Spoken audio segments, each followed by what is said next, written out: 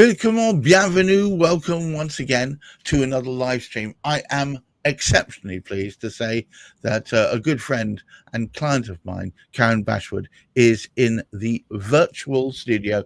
And we often talk about aspects of empowerment, sometimes spiritual, sometimes otherwise. But an interesting circumstance came up recently where I think Karen went through a major upheaval that she was the architect of. She went off to Egypt.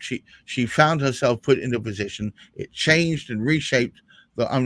Forgive me for talking for you, Cameron, but reshaped her the way which she saw life. She is now in a position where she's got an awful lot to work through mentally. And today's topic is it's okay to not being okay. Now, on the surface of it, I kind of understand it, but I want you to explain to me what you mean by that, Karen. Okay, well, we're often encouraged to be positive, and actually that's unrealistic. I am a very positive person, as you well know now, but we have to acknowledge that sometimes things in life happen that cause us to feel that emotionally that we're not in control and mentally we're not in control.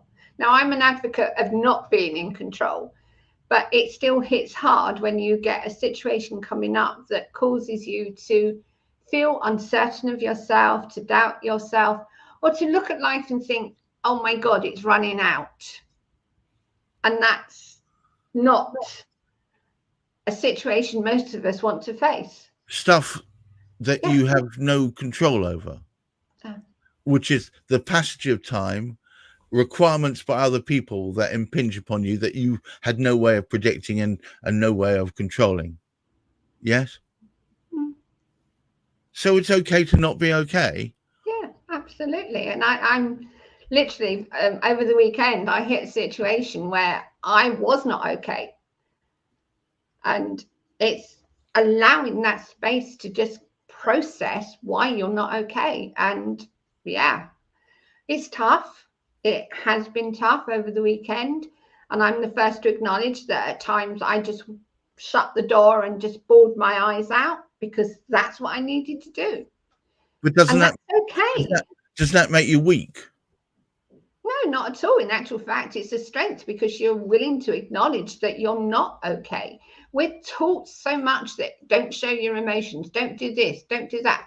Actually, the best thing you can do is to actually acknowledge that you're not okay, because then you can deal with not being okay instead of trying to push it all down.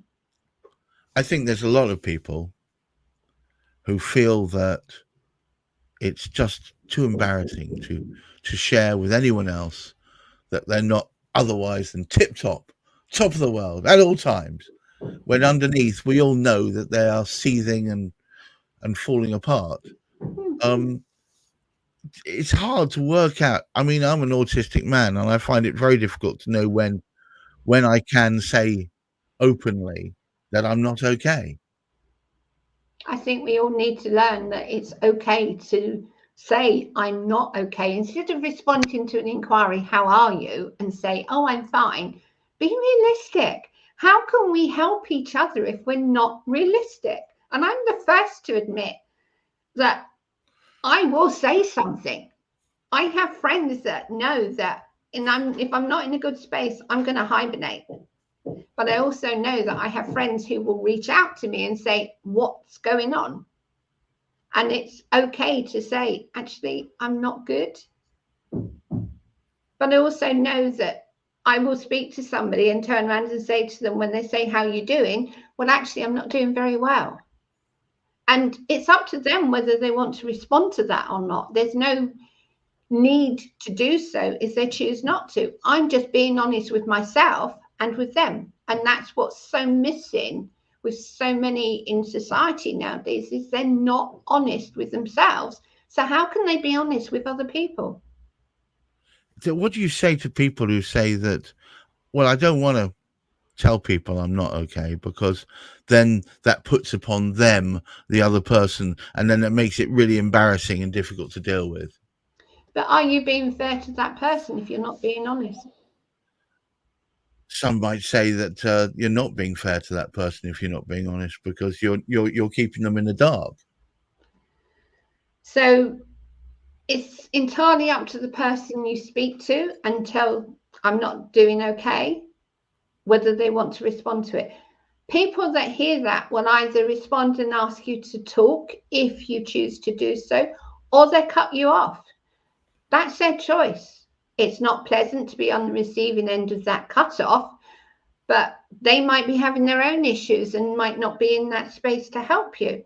So you Right. can't judge them because they're looking after themselves or they do not know how to respond to you.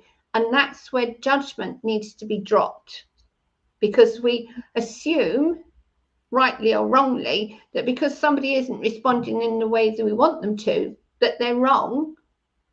That's not the case. Each of us is an individual.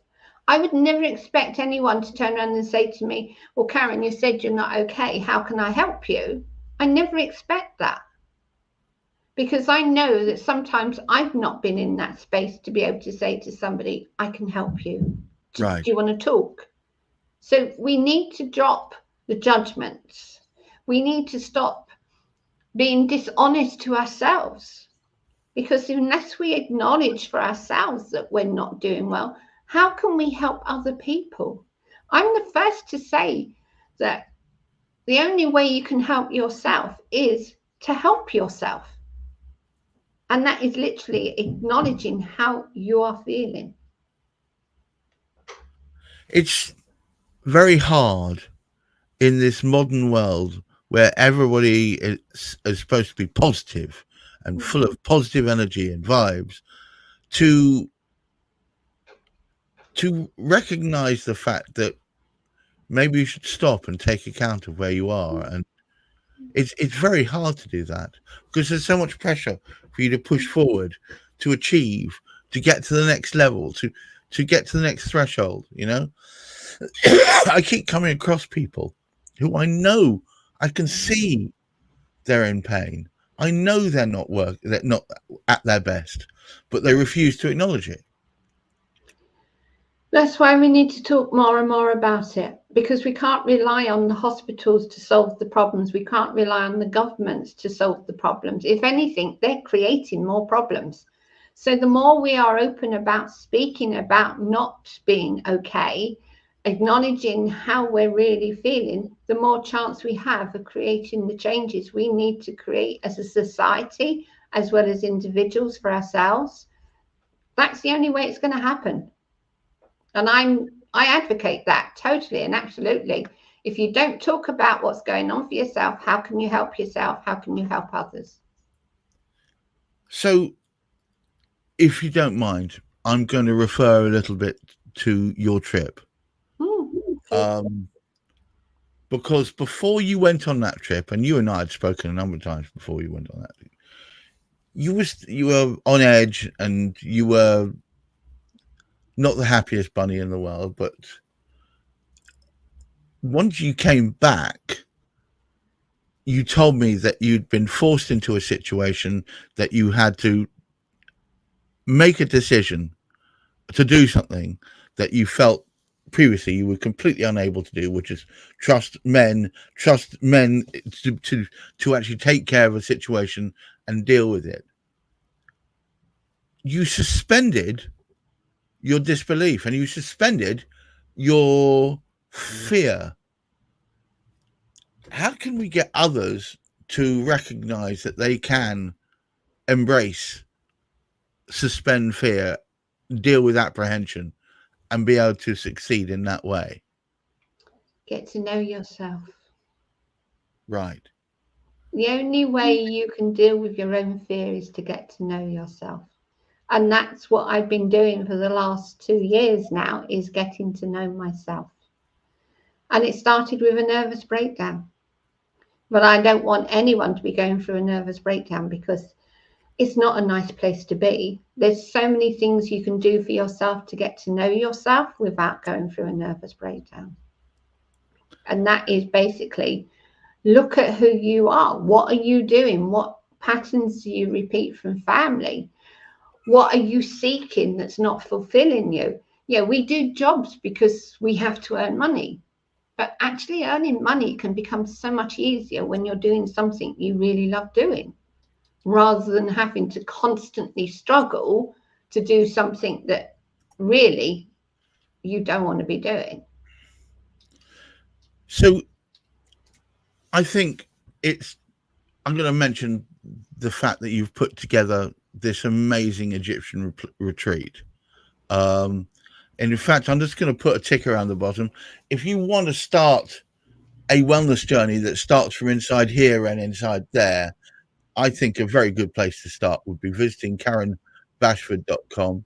But I'm also going to talk about this Egyptian retreat. Can you talk to me a little bit about that, and let's set some expectations of what you might get by attending? Okay, well, Egypt has a magic about it. It's a spiritual energy, but there's also an energy of empowerment, in the sense of, if you look at Egypt's history, it's been through amazing times, and that energy remains within the country. The idea of the retreat is that you get to know, through being within a group of women and myself as your guide, you get to explore who you are, but you do it in a way that it's gentle, it's not challenging, it's actually quite eye-opening, and you learn to love yourself in a way that you've probably never done before. It's very hard to admit to yourself that you need to stop. It's very hard to admit that, I think. Often people pedal along, don't they? They we'll keep going, just keep swimming, swan-like across the water, and underneath the surface, all sorts of craziness is happening. Well, I didn't acknowledge I needed to stop because I was constantly serving my mother, which is why I landed up with a nervous breakdown. And when my brother and sister said they're going to take her down to Devon, it was actually a relief because it allowed me to stop. The nervous breakdown forced me to stop, but I was still contributing to my mother. But with my brother and sister taking my mum down to Devon to look after her down there, it meant it gave me the chance to truly stop. Hence why my choice of going to Egypt, because it was a place where I had no option but to disconnect totally. There was no phone, there's no internet, because Egypt, whilst it is connected, you cannot get internet in the middle of the desert. No. You just can't do it. So you have to disconnect. But in disconnecting, you actually discover who you are. And that's the retreat is all about, is discovering who you are, not who you believe yourself to be. Yeah, it's interesting because self-belief is often generated over years, and it's often a reflection of what other people are saying, just what you're thinking. I suppose if you're forced to really face who you are without all that negative spin going on, then you might be able to start again. You might be able to refocus, I guess, on what it is that makes you happy. Absolutely. And that's what Egypt did to an extent for me. But it also brought to the surface things that I wasn't even aware of, like my lack of trust in men, and not necessarily fear, but they weren't reliable. And yet here I was going into a desert with two men I knew nothing about. It has to be said that on the face of it, that would be abject craziness, but actually it was the making of you. Yeah, absolutely. And I loved every minute. Absolutely. I allowed them to look after me because I had no option. And yet previously I would have never ever allowed a man to do that, because the two men that I chose in my life, did not look after me. They actually hurt me considerably. Right. So Right. yeah. This is the problem. I think it's the modern conundrum. Do you open your boundaries enough to let people in, knowing full well by doing that you're making yourself super vulnerable, and therefore someone's always going to be able to hurt you, stab you in the heart if you've opened up your, you've lifted up the stab vest. Yes and no, because I've realized that you have a choice. You can either choose to be hurt or you can choose not to be. So, all right. Yeah, okay. I get that. I get that. Yes, it's how you choose to process stuff, isn't it? It's how you choose to process stuff.